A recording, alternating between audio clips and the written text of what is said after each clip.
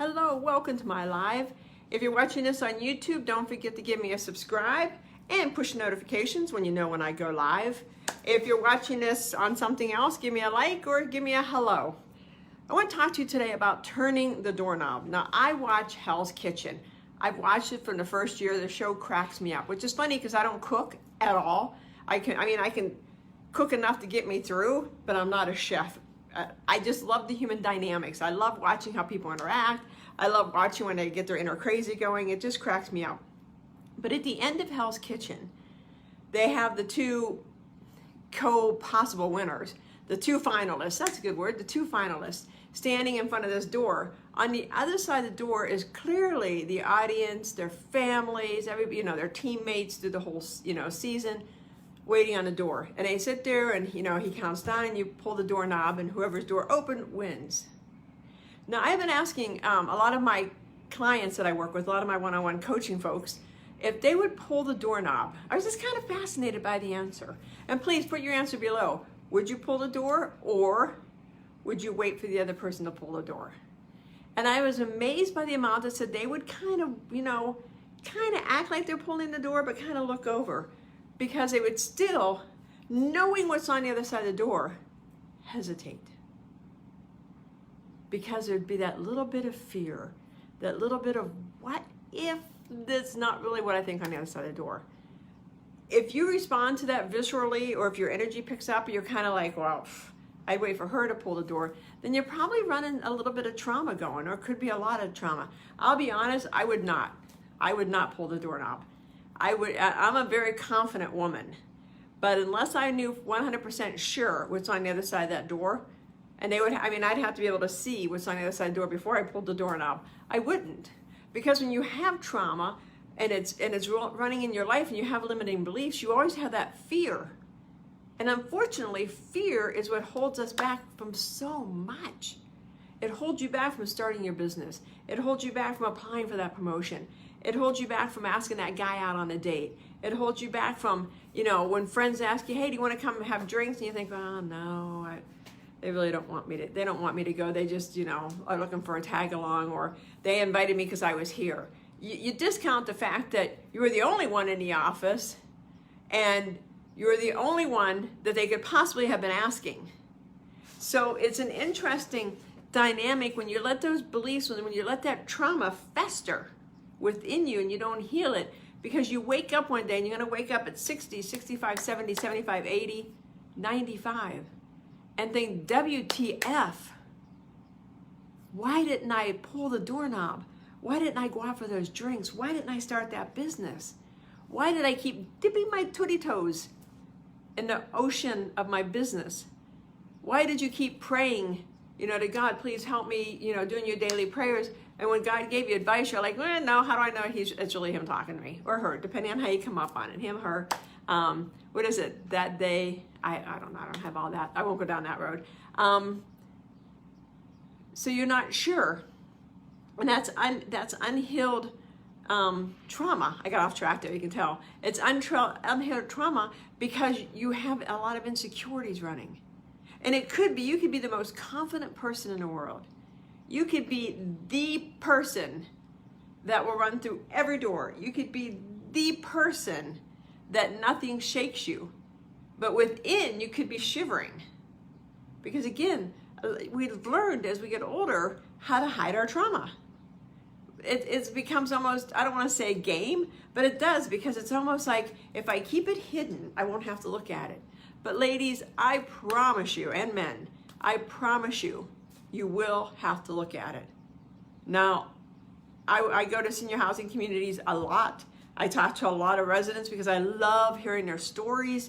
Think you're 95, tell me your stories. Tell me of your life, because it's fascinating, all the things they've seen. It's amazing. But it usually always starts out, or within the first couple minutes, I wish I would have. I regret doing.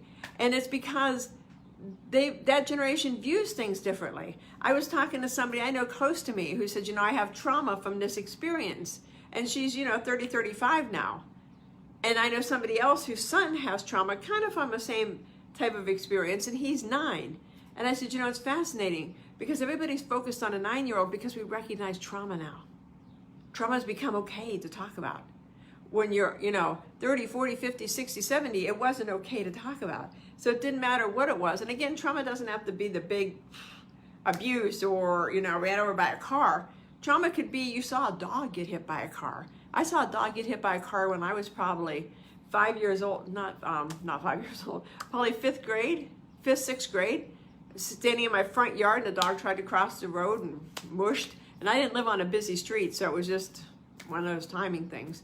And it still haunts me because I can still see the dog trying to get across the street, and I still see the car driving off. And the people that kept driving by as the dog's trying to get to the side of the road. That's trauma. That's what trauma looks like, you guys. So if you're not living in your power, if you're not living exactly where you want to be living, if you're not having the life you want to have, you need to start looking inside. And know that it's okay to look inside. And Deb Cran, I don't see you opening the door. It's okay to look inside. It's okay to seek help. It's okay to say, you know what? I want to become the most powerful me. I want to own a business that gives you location freedom, financial freedom. And I think a lot of women, when we hit 50, 55, start looking to owning our business. But at the end of the day, we want to be happy and we want to own our power. That's really all women want, to be happy and own their power. And owning your power makes you happy. So really, if you had to pick one, you just want to be happy. You want to quit churning and burning in the past gunk. Put the past behind you. Tell your mind, I'm done churning and burning and all that crap. And start looking forward. And if you need help with it, let me know. Reach out to me. DM me, message me, whatever, because I can help you, because I've been in those waters. It's one of those things, I've been there, I know the way out. So I hope this has helped some of you guys. I hope you understand that there's no shame in having trauma. There's no shame in wanting to heal your trauma. And there is absolutely, you're put on this earth to share your unique calling with the world and to just be happy. It's okay to be happy. Oh, I'm looking at Debbie's message. Isn't it fascinating? She's talking about where she used to work at a while ago. When she left that place, her confidence built.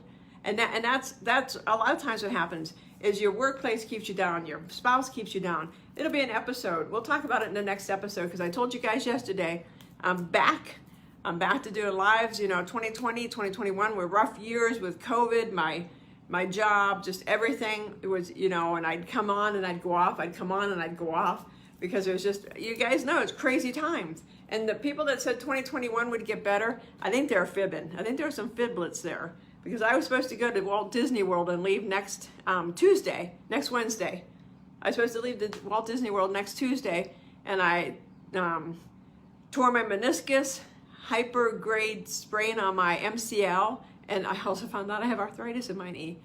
So the universe works in different ways. My family was upset, and I'm like, you guys, there's a reason we're not there. It's just that easy. That's how the universe works. There's a reason we're not supposed to be in Disney World. And when we're supposed to be there, we'll be there. Have a great day, you guys. Hope you find here's to you, not hope. I know you'll find your blue rose when you take the time to look at it. Talk to you guys later. Bye-bye.